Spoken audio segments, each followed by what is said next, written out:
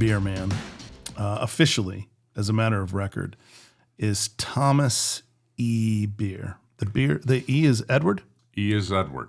Okay. Correct. Tommy Beer, arguably one of the greatest names in the history of professional sports. I don't know how you can do better than beer in your name as part of the full bounty of It probably helped me to not get cut a little bit. Yeah. A little bit. There had to be something to it. People like the name.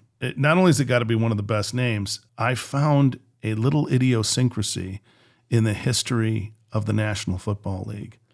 You are not the only Tom Beer You are correct. to have played in the NFL. There's a Tom Beer that is the exact same age as my father. He graduated in 1969 from Detroit Mercy.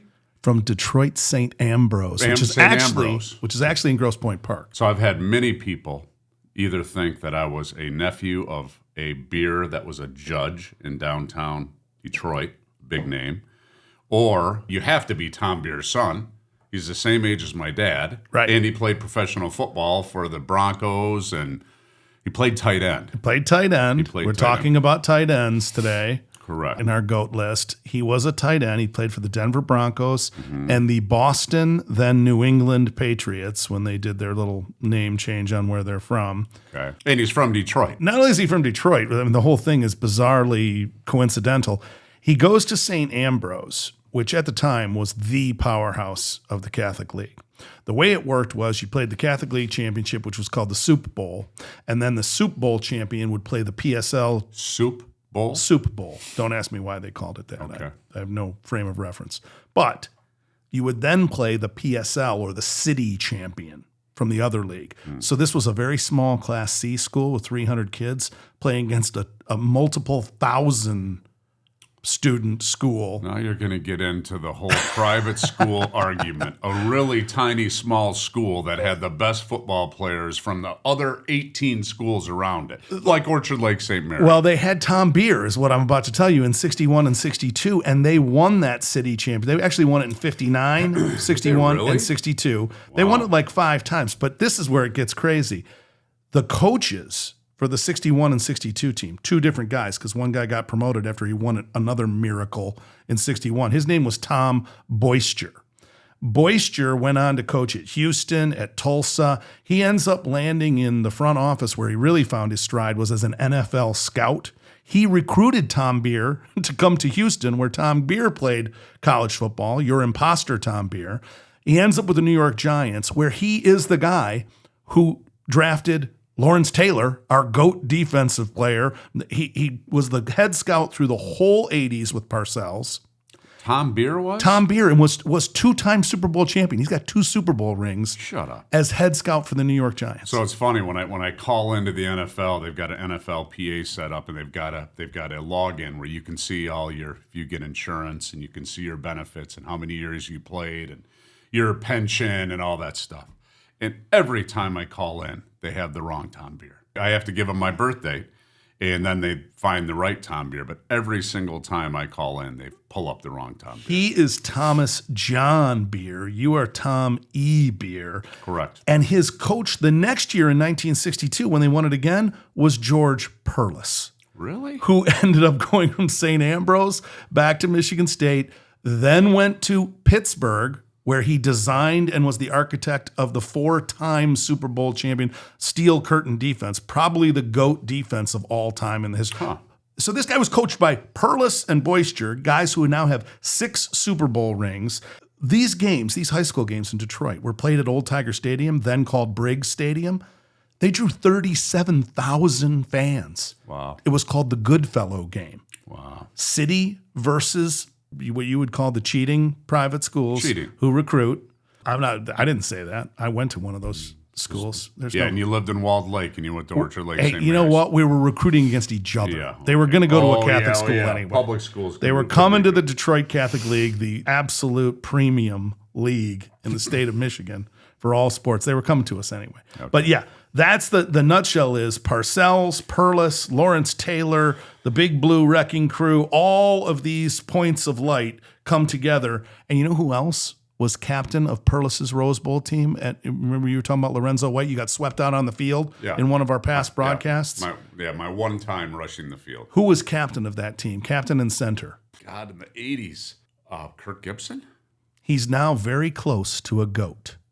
He's in the same coaching staff as one of our GOATs that we very recently talked about.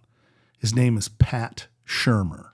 Remember Pat Shurmur from Divine Child? Yeah. Coached the Giants? Yeah. Little shout out for Pat Shurmur. He's now the OC with Deion Sanders for the Colorado Buffaloes. I saw him on the sidelines. He is but now I didn't know OC. he's from Detroit. Pat Shurmur's from Dearborn Divine Child. With our little Duster Cunningham and the many Aiden Hutchinson, which another sad segue into this. Yeah. Depending on when this episode drops, you've certainly heard the bad news for the Detroit Lions that Aiden Hutchinson broke his lower leg. And the outlook is very grim for him returning anytime before the Super Bowl, and even that would be kind of a miracle. Yeah, at least 6 months. I mean, he broke his tibia and fibula, right? He broke whatever they are. He broke both those bones, so he's done for 6 months. Maybe he can come back if we get to a Super Bowl. Maybe he can come back. I have always heard that broken bones, unlike ACLs, MCLs, they can grow back stronger than they were in the first place. Yeah. I don't know if that's mythology. Maybe somebody can write in and tell us that we're full of beans and shouldn't be spreading probably next year. False innuendo. Realistically. Yeah, So you can walk after 5 months. I don't know if you can play football. I got off track there with George Perlis and the Michigan State 2 Big Ten championships, Rose Bowl team. Give him a little shout out. When we talk about Aiden Hutchinson and we talk about the Detroit Lions, Brad Holmes now has some decisions to make. Does he go out? I know he went out and grabbed a reserve player off of a practice squad for the Browns from the University of Oklahoma, Isaiah Thomas. Does he go out and make a play for Max Crosby? I know it's a $23 million contract. I think he's got to give it a game or two, right? You've got to put in our backups and see what they do. They're not going to be like Hutch. I mean, they're just not. You already know that. If you have those unrealistic expectations that somebody that's on our roster is going to be like Hutch, you're out of your mind. But can they fill in? Can they get to the quarterback? Can James Houston step up? I don't know. Maybe this guy that got let go from Tampa Bay then just got cut from the Saints. Thought they'd make a play for Hassan Reddick, the Jets outside linebacker, pass rusher. Yeah. He's not as big. He's 6'1". He's not Max Crosby. He's not Myles Garrett. What do you have to give up? If you've got to give up 30 to 40 million plus a first rounder, plus a second rounder, plus a it's painful. It's painful. It's I mean, look what we've done with our draft picks. We've drafted so well. To go backwards and give all those up. They've got to try Houston. They've got to try Houston. Let him play. Leave him in. Leave Houston in. Don't pull him out. He actually plays the run okay, even though he's a smaller guy. But I think they've got to give it a 2-game shot. It would be great to see Max Crosby back in town. He's an Eastern Michigan grad. The field's named after him now. He's made no bones about the fact that he would love to come back. And Tom Beer wants to get after the beer. Well, let's do it. It's here. So here, we would be remiss if we didn't. He's got some German beer today. Get it cracked. This is from Germany. Bitburger. And Joe. Bitburger. It does have a little bite to it. Ugh. Yeah. It tastes like it's from Germany. Little German pills, the Bitburger pills. But anyway, but here's what sucks about waiting 2 games. If we lose 2 games in a row and our defense doesn't play well, the price of poker just went up. That's true. The price of poker, because they know that we've got to get somebody. So, yeah, it's good that, we're going to give somebody else a shot. But if they don't play well or our defense doesn't play well,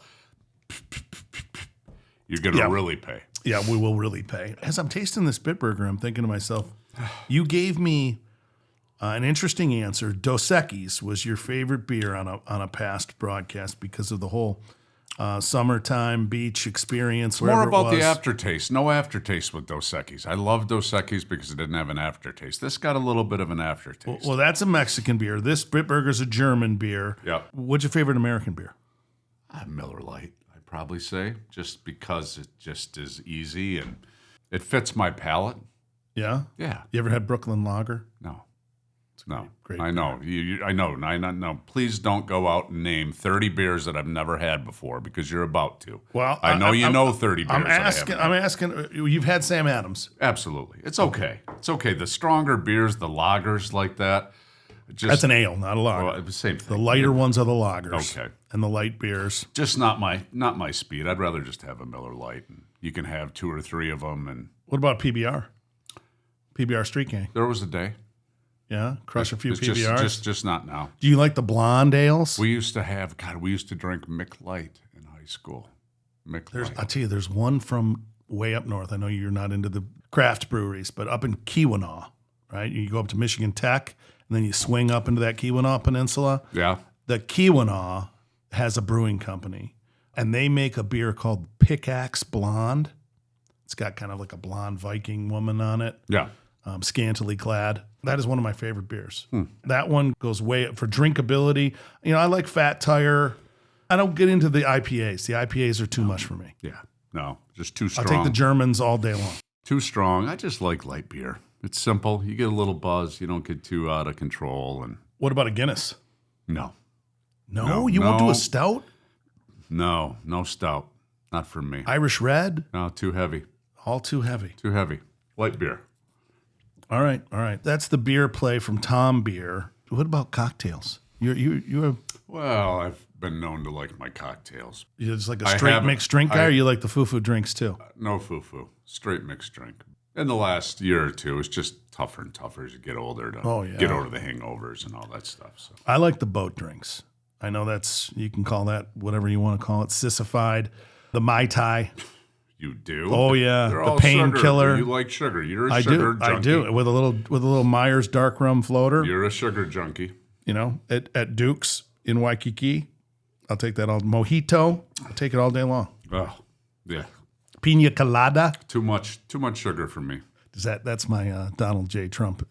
Pina colada. Yeah, that's my impression. I'm not very good at impressions. I'm not going to pretend that I could.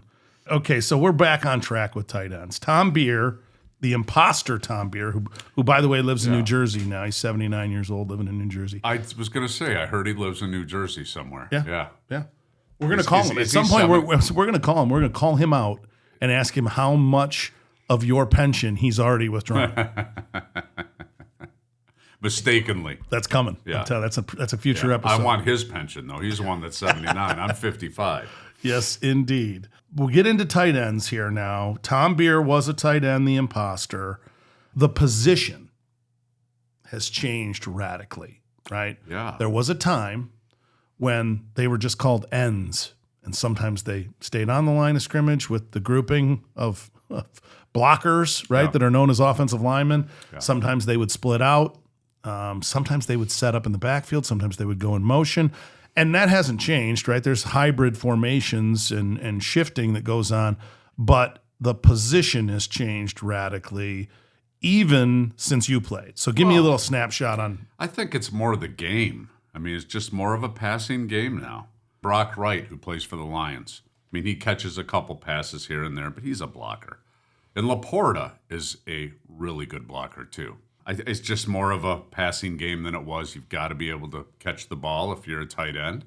You know, even the guys that I played with, like Dave Sloan and Pete Metzelars. I played with Pete. He was a Buffalo Bill, too, right? He went to the 3 Super Bowls they lost. He was on all 3 teams. And he was just crafty. He was more crafty. He was like 6'7", 6'8", and just had great feet and would be able to hook a defensive lineman. And I could never understand it. He's the nicest guy I ever met. He was, kind of a Bible thumper. Just didn't swear, didn't talk shit, all that stuff. But he just got it done. He was able to block defensive ends without the help of a tackle. That's where a lot of these guys differentiate themselves. Yeah. And that's really that's where you came from. So if we go all the way back in Detroit Lions lore and in college football lore, one of the greatest players in the history of college football is a guy named Leon Hart. He won 3 national championships at Notre Dame in his 4 years. He played both ways. So he was a true end. He played the end position, as it was referred to, which was basically a tight end. And then he played defensive end at Notre Dame. They would also line him up as a fullback during his senior year, which was one of the most dominant years in the history of sports. That 1949 team, he wins the Heisman Trophy, last lineman to win the Heisman Trophy. He wins the Maxwell as the greatest passing receiver of the year. And he also wins Sportsman of the Year, which was like a magazine at the time. He won that one. He just eked out Jackie Robinson as Sportsman of the Year in the country in 1949 on a team that won their games by like an average margin of victory of 35 points. Yeah. So dominant college career. He gets drafted by the Detroit Lions, where he comes and wins 3 championships as an NFL player with the Lions, 52, 53, 57, or 53, 54, 57. Did he play both ways with the Lions at all? We're still looking at that. I mean, we talk about that I played both ways, blah, blah, blah. There's a lot of guys in the NFL that are good enough to play both ways. Yeah, they just don't. The stat line. There's a lot of guys. I mean, this guy scored 30 touchdowns. I mean, the stat line that I found for him is mainly, remember, this is Bobby Lane is the quarterback in that era. So it's basically him and Doak Walker and a few other people that he's throwing the football to.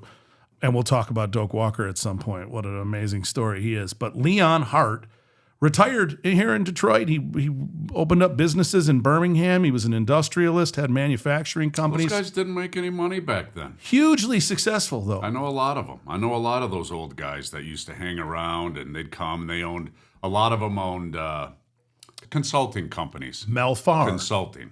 Mel Farr, car dealerships. There's some dealerships in there, but a lot of them did consulting. They had great relationships with people in business, and they were able to get them more business and get paid for it. That's consulting. So I find it interesting, though, how it's come full circle, because what we see now with motions, with shifts, which way they set up H-backs or hybrids, we see a lot of movement and guys who are kind of like multi-talented. They can be put in different positions. Travis Kelce comes to mind.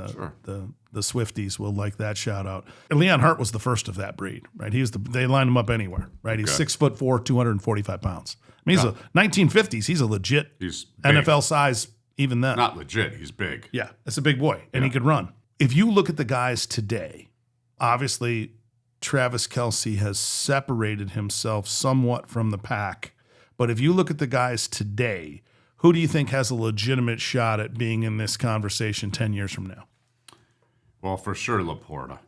I mean, he runs great routes. He's I think he's an underutilized blocker. I think he's a better blocker than Brock Wright. What do you think about our former tight end Hawkinson with Minnesota? Does he need to stay healthy? I think he's a little injury prone. I think he's a little long. And he gets hurt. He gets hurt a lot. I think we made a good move. We obviously made a great move by trading him. Iowa seems to be the factory for these guys. Yeah. Fant, Hawkinson, Laporta. I mean, they just keep coming out of the woodwork. There's so many more than that. Are we going to talk about older? I mean, we're doing the all-time list. We're going to go all the way back. And again, I mentioned that Travis Kelce has kind of separated himself. People thought that Kyle Pitts was going to be a young star. He hasn't panned out at all. No, he's more of a receiver. Yeah, fantasy owners around the country are looking at me like I'm crazy by even bringing a guy like that up. There was a time when you would get like a guy who maybe just played football for a year or two that was a basketball player. Remember, famously Antonio Gates. Sure. Right? Came out of, was it Kent State? I think he was a Kent State basketball player. I saw on a podcast the other day them talking about Ben Coates, I think, was a hooper. But Tony Gonzalez was a hooper at Cal. Very few, though. Very few. Basketball players come out on the football field. It's not going to be pretty. It's just a different game. It's just nasty. You're going to get chopped. You're going to get your legs knocked out. I mean, it's just a different game and a different mentality when you're out there. It's just like war. So you think the people who were crying for LeBron James to give wide receiver or tight end a shout are just... They're out of their mind. Could he be a great receiver in the NFL? Probably. Is it the best use of his talent? No, not even close. You got to meet Charlie Sanders, if we're going back in time. He was actually the tight end coach when I played. So when I played fullback, he used to talk to me a little bit. He was a great guy. Charlie was the great guy. 4-time Pro Bowler. I mean, he was the captain of the Lions for probably 10, 12 years when he was there. He coached there for 20 years. He's passed. He's passed. Yeah, I didn't know that he coached for 20 years. It might have been 15 or something. But And everybody respected Charlie, and everybody liked him. He was a super guy. He falls into kind of that weird tweener category where the position, like I said, we go back in time to Leon Hart, and it was more like it is today as far as the flexibility of a player. But there was an era there where you were just a tight end who ran a pretty strict series of routes, right? Yeah. You weren't moved around very much. You know, that classic tight end option route, right, where you either see inside leverage or outside leverage, you turn the other way, quarterback throws you the ball, right? That option route was the... Nowadays, if you play tight end, you have to be able to catch the ball. You got the full tree. Routes. You got to and run routes. Yeah, you got the full route tree. Routes. Absolutely. It's no quarterback waggle, drag a tight end across the formation. There was like 5 or 6 routes in the Mark Bavaro, even into like Jason Witten. Yeah. Right? Like those guys just didn't run a ton of routes. They weren't positioned that way. Witten did, I think, a little bit more. I mean, the first tight end that you remember running deep routes, for me, Ozzie Newsome and Kellen Winslow. Yeah, Kellen Winslow for sure. He was the first one that I remember. I mean, I just met Kellen Winslow a month ago, or a couple months ago. He was in town for something, and I talked to him about stuff and football and stuff. He's a super guy. Amazing player. Very quiet. He was my favorite player for a while because Dan Fouts was I love watching that Eric Coryell offense with Jefferson and Chandler and Muncie, and Winslow was the centerpiece. I mean, the guy played through injury. He'd be bleeding. Pads would be hanging off of him. His jersey would be torn. He'd be dragging 2 people. They didn't play much defense in San Diego. Did you ever see Kellen Winslow get hurt and lay on the ground? No. Never. These guys that get hurt, and I get why they say take your time to get up. If you're even nicked, lay there. Let us come get you because we want to make sure that you're. But it's just a bad look. When somebody lays there for 2 or 3 minutes and then gets up and jumps off the field and they're in the next play, it is just not what I do. And there's a lot of blame going on. Just not what we were taught. Yeah, it's just not what we were taught. Ever. College football, a lot of these guys are getting the candy ass complaint, right? Where they're faking injuries to get delays, to slow offenses down. Or they get on film. The camera's right on them. Oh, look at Joe Goff's hurt. So they got it on him. They go to commercial, come back, the camera's still on him. Yeah. I don't know. Lane Kiffin is getting a lot of heat for this at Ole Miss. Of course, they dropped another football game, so they've got 2 losses. They lost to LSU. But he takes a lot of heat for a lot of things. This one, I think, is totally legit, right? When they show the number of times he has a player taking a knee, and the same player in the same kinds of situations every time, and the guy's back in after one play off. What was the game? Legitimately had 12 guys on the field. They did it on purpose. Well, that was Oregon. So I was going to get there. Oregon. So that was Lanning against Ohio State, another giant upset. Of course, they've got to come up with something. Of course, we predicted the upset. GOATQuest I had Oregon over Ohio State. You did. And Lanning pulled it out, but he did pull it out using a bit of malfeasance. He put 12 guys on the field on purpose, knowing that you don't put seconds back on the clock on a penalty, so he's burning clock with that play. He knows that they can't get deep with that play, so they're going to have to go underneath because he's got an extra guy. He's not running the nickel. He's running 11 cents. Right? He's got a 12th guy on the field. He's got a baker's dozen, which means Will Howard then steps up, sees nobody open, right? And of course he goes for the slide, and after that play, he doesn't have enough time left. If he had those 4 seconds that Lanning stole from him on the play before with the 12 men on the field, still would have been a crapshoot. But he would have got the timeout, and we'd have seen a field goal attempt. Yeah. Right? Yeah. I'm sure Ryan Day and the Ohio State faithful are petitioning everybody that will listen. There is not a single in mailbox, right, in the history in email today that doesn't have an Ohio State alum at the NCAA level petitioning for a rule change on that one right there. Yeah, and it probably as it should be. They're taking advantage of a situation that was not intended. Not intended to work that way. Not intended. We get into these tight ends. Ohio State has had a nice grouping of them themselves here recently. Obviously, Michigan has had a whole bunch of tight ends come in the league. I just saw Barner was playing for Seattle, had a nice game against the Lions, caught a pass for a touchdown. If you had to kind of look at the landscape and say, who reminds me the most of the premium tight ends that we saw one generation ago. And by that, I mean Tony Gonzalez, Rob Gronkowski, Shannon Sharp, Jason Witten. There's your kind of the 90s Mount Rushmore. Yeah. Right? Anybody that you see that you think could get in that mix? The game has changed. I mean, even if you look at Laporta, he can do things that none of those guys can do.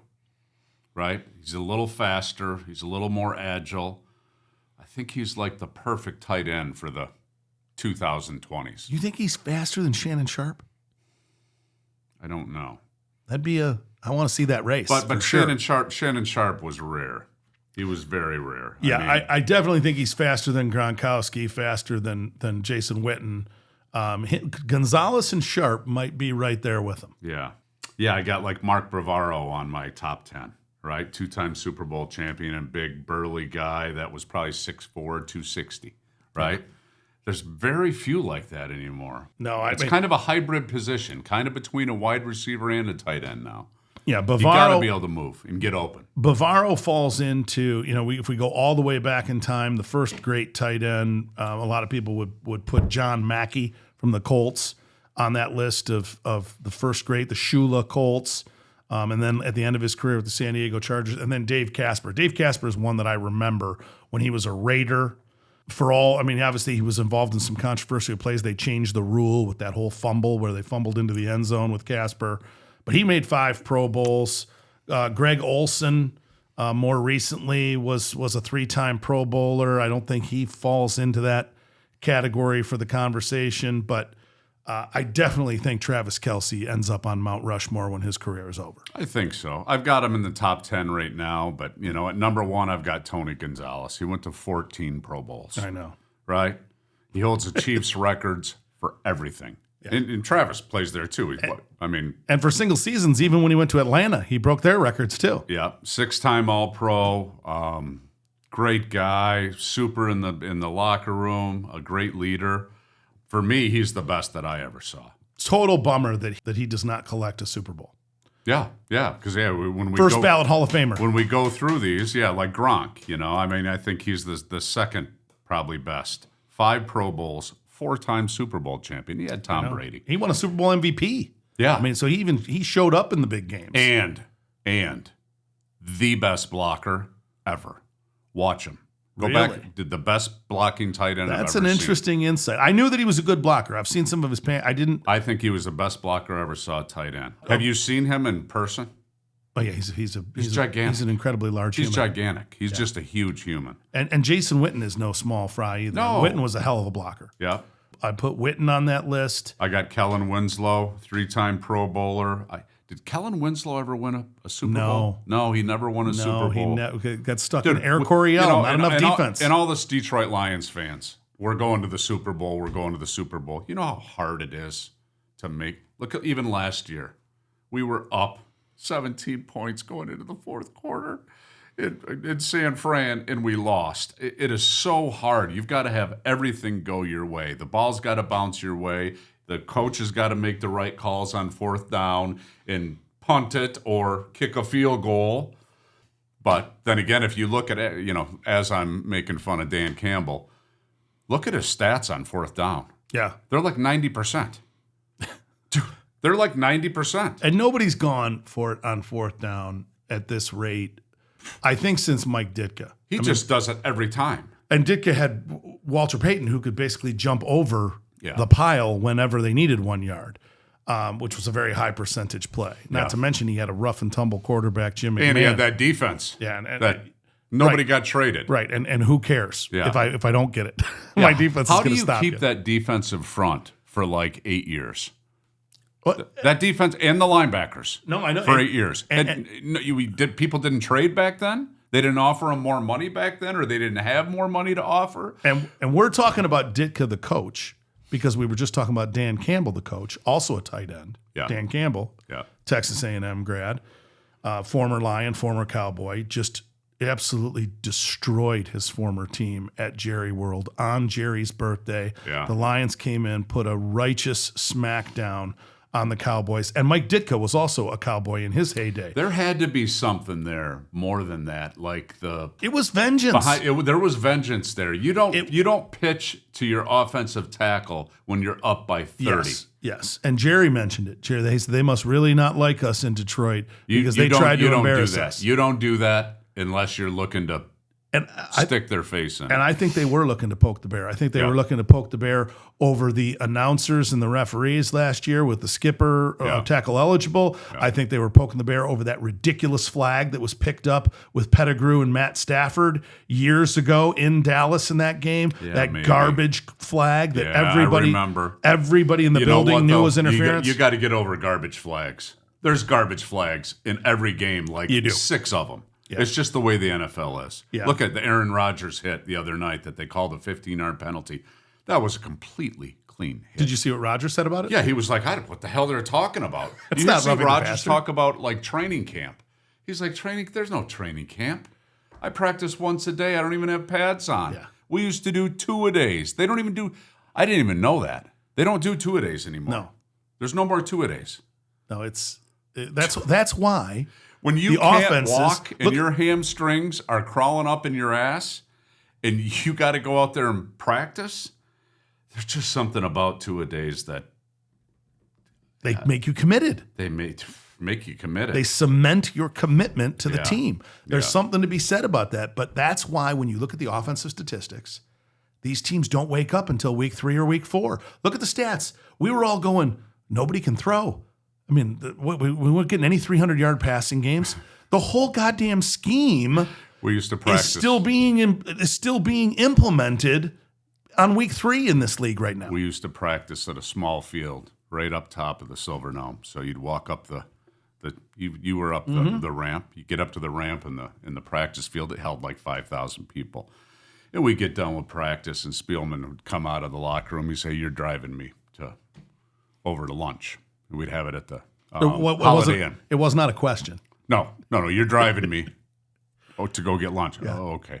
So we get in my car. I got no air. I've got a LTD, probably a 1980 LTD with no air, with a clothes hanger for my antenna on the outside.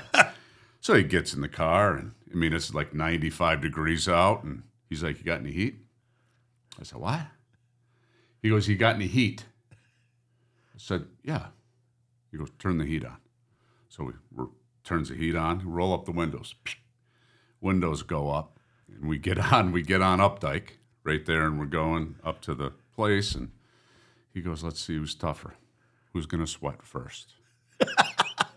So we get in the car, and we're driving. If you can it's me and control. Spielman. It's 95 degrees with the windows up and the heat on. Are you some kind of Himalayan Sherpa? I don't even know what I am. I said, "Yes, whatever you want, I do."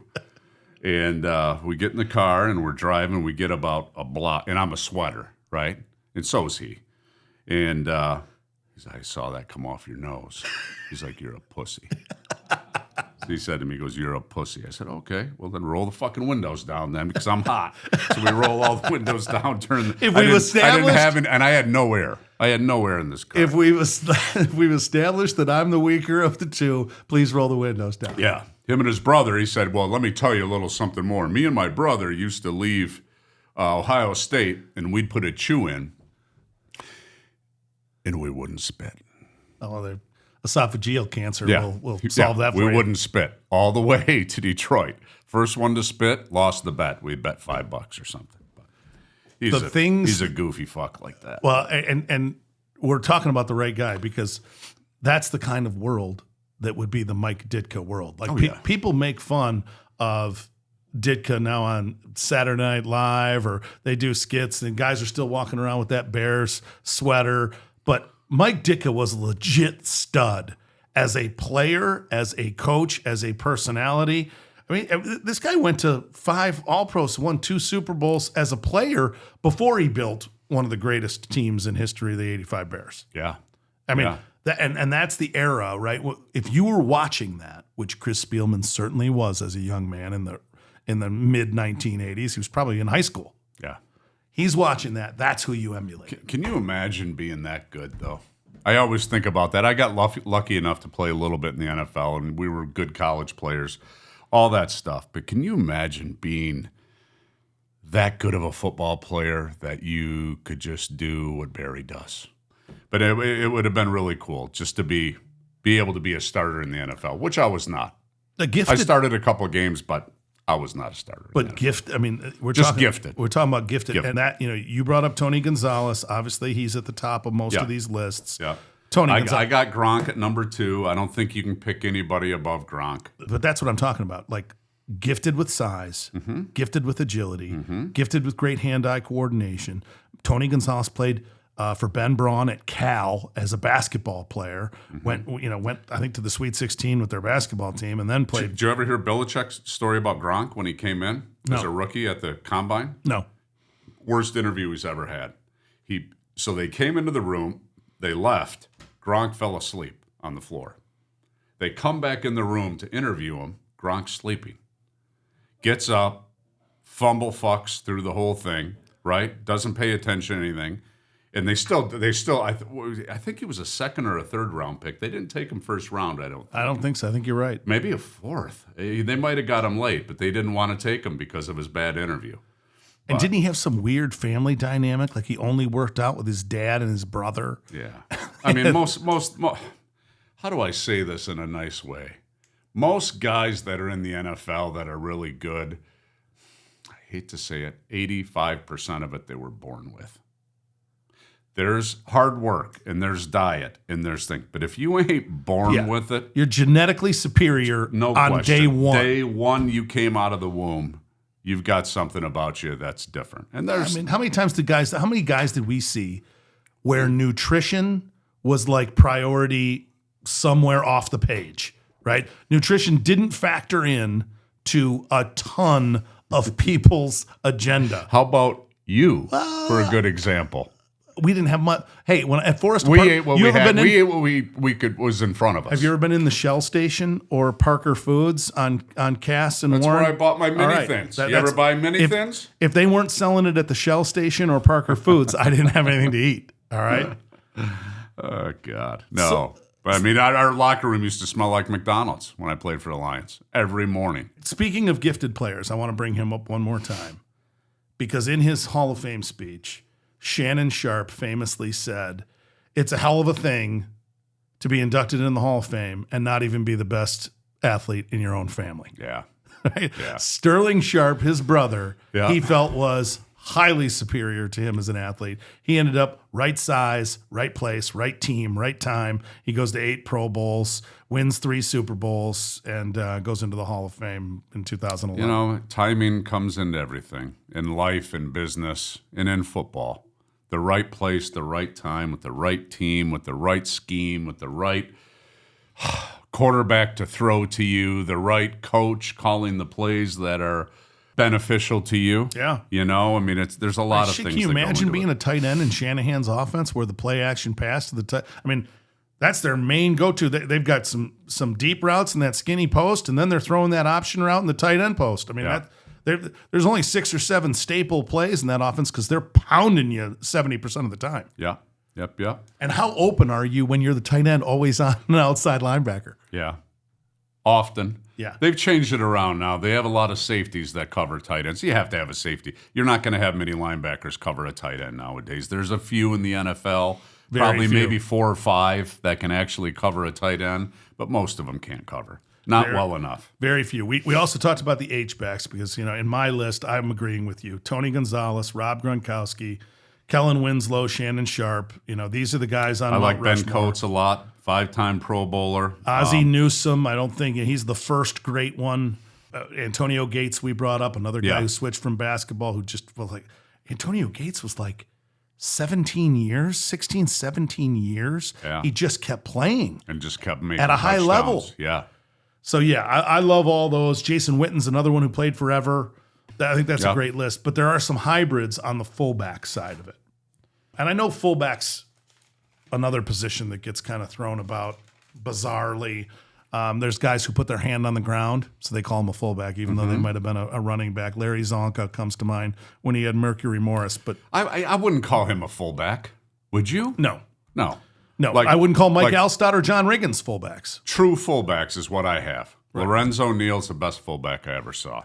He's the best blocker Dude, maybe ever. so he played. So At the running back I position. played it with a guy named Ron Rivers. Ron probably played 9 or 10 years, and he was probably about 5'4", 5'5", tough as nails, the funniest guy on our whole team by far. Just had tons of jokes, just had a great way about him, and he was tough as nails. So he told me about Lorenzo Neal. So in college, I think he played at Fresno State. He did. He was tailback. Lorenzo Neal was fullback. And he said both me and Lorenzo Neal were 4-time state champions in wrestling. Undefeated. Him and Lorenzo Neal were 4 years undefeated wrestlers. What an athlete. I mean, in high school. And then they end up going to Fresno State. And that's your starting fullback and your starting tailback. Yeah. You want to talk about a couple of bitches that were tough? All the guys he blocked for went for 1,000 yards, including LaDainian Tomlinson multiple times. Yeah. I mean, he was the premium lead blocker. There are guys who did both, who were very good lead blockers and would make the switch to carrying the ball more often. And by that, I'm talking about the Mike Alstotts and the Merrill Hodge, right, for Pittsburgh, where he could do both. Tom Rathman, too. Rathman, a great. Daryl Johnston, who didn't run the ball. Didn't run the ball as often. He had some carries. Yeah, and he'd catch 10 a year. He'd catch a ball out of the backfield. He caught really well out of the backfield. I love Schlesinger. I mean, if I had to tell stories about one person that I played with in the Lions, that was the most different person off the field that I've ever met in my life. So Corey he weighed about 250, and he got up to 250. That's what he weighed. He was chiseled. That's what he weighed. He had 2% body fat. Oh, and he'd sit. Not who you want to see in a dark alley. No, and he was an undefeated wrestler in high school too, I think. And he'd sit in front of his locker, but he'd make little stickmen out of tape. Who does that in an NFL locker room? Sits and turns around, your thing's behind you, and you're sitting there making little stickmen out of tape. And he'd draw a little eye on them, put a little smiley face. Now you've taken it too far. I know, dude. And we'd walk by him. We'd be like, dude, what are you doing? And he goes, I'm just just passing time, having fun. And he didn't swear. He's Bible thumper. Didn't swear, really. Didn't. But when he got on the football field, he knocked people out. I did in college, too. Out cold. I mean, his neck was 26 inches, and it was all, he's just. He didn't have a neck. He didn't have a neck. He had extended shoulders. And you know what's scary? His traps just I saw him a connected year to ago. his jaw. I saw him a year ago. He's been done for, 7-8 years? He looks bigger now. Jeez. He looks like Brock Lesnar. He looks like the MMA fighter, Brock Lesnar. That's what he looks like. The only guy in today's modern game that I can compare to Schlesinger and these guys, you brought up Rathman, Johnston, Lorenzo Neal, Tony Richardson. Sam Gash. Sam Gash was a beast. Yeah, Sam. I knew Sam really well, too. Is Jusic. Kyle Jusic is the 49ers, kind of the new age Rathman. Catches a ball out of the backfield now and then, just scored a touchdown the other night. Yeah. He's another one that they love his blocking and his flexibility, his ability to do different things. There's very few. A lot of teams don't even have a fullback now. Yeah. I mean, they really don't. Maybe they'll have a tight end or they'll put an offensive lineman in, but they don't have a fullback. We have a new one. I saw him the other night, 40-something, on the Lions. Where'd you see him? He played in the game. No, I didn't see him in the bar. He played in the damn game, and it wasn't the linebacker either. Rodrigo. It wasn't Rodrigo. It was another guy. We signed a fullback. I couldn't see his name. There's a fullback on the Lions. It's like number 48 or something. Yeah, these H-backs are still a thing. A lot of times they're using tight ends in this position. Yeah. I do think that the fullback, the true fullback, has now, we can say today in 2024, been extinguished from the game. I think so, because you've got to be able to catch the ball. And even Corey was, if he had a downfall, his hands were not the best. And I think the math, right? The analytics. And he's going to be pissed that I said that, but it's the truth. The analytics have determined that it is a higher percentage and more likely to break for big yardage to throw a 7-yard route than it is to hand the ball off on a power play. Look at Tom. Right? Tom Brady started it.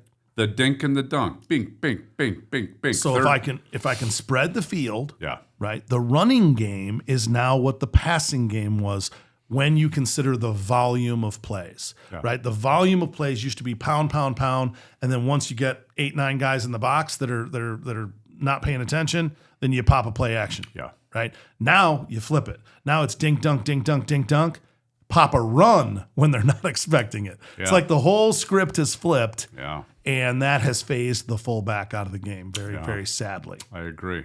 I actually had my hand on the ground for one season, my sophomore year. Remember when we ran the Army single wing? Yeah.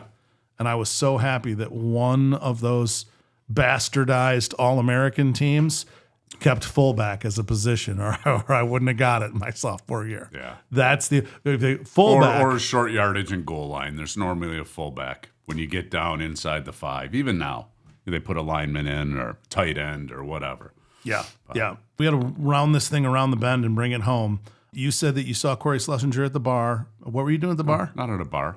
I thought I heard bar. No. I went to a You're golf. drinking Dos Equis? You were on a beach? I went to a golf tournament at Grosse Ile. What is your favorite bar? And he showed up. What is your favorite bar? Hold on, I'll get to that. He shows up, and I obviously don't look like I played football. He shows up in a tank top, and it's a Wayne State football outing. It was on Grosse Ile. It wasn't last year. It was 3 years ago. And he is ungodly ripped. I mean, he looked like a bodybuilder. And he got out of his car. He's got this old Mustang that he drives. And he's the nicest guy. He looks like he's going to rip your head off.